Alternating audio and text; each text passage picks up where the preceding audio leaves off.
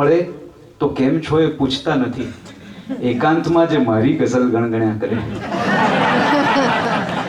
અને ગઝલની સામે જ્યારે નાકનું ટેરવું ઊંચું કરીને જોવામાં આવતું ત્યારે એમણે લખ્યું કે એક ગઝલ આદિલ એવી પણ લખી નાખો હવે કે પંડિતોએ સ્નાન ઘરમાં જેને લલકારી શકે.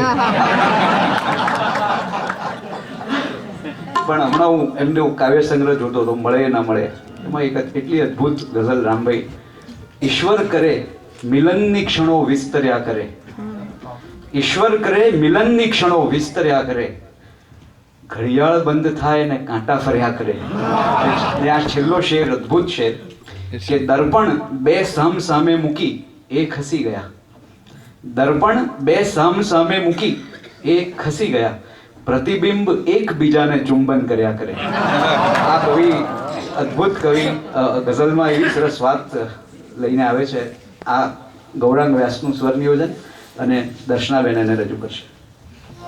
આદિલભાઈ પાસે એમની સામે બેસીને આ ગઝલ ગાવા 1994 અને હમણાં રિસન્ટલી 2008માં આપણે સંમેલન હતું ત્યારે આદિલભાઈના રૂમમાં હૃદયનાથ કાકા, તારિકા કાકી, હું, બિસ્મિલબેન, અશરફભાઈ, મધુમતીબેન, અમે બધા 2 કલાક બેઠેલા અને કાયમ મારી પાસે આ ગઝલ ગવડાવતા.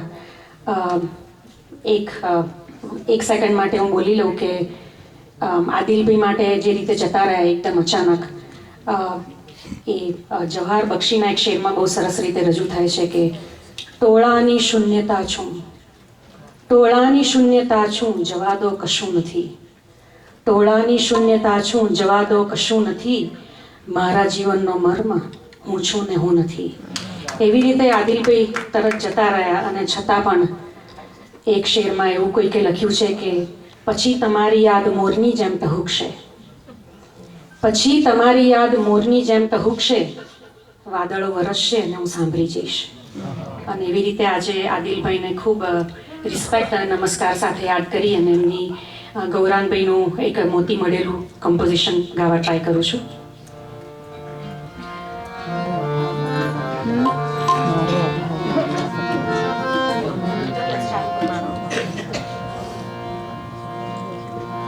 દિલ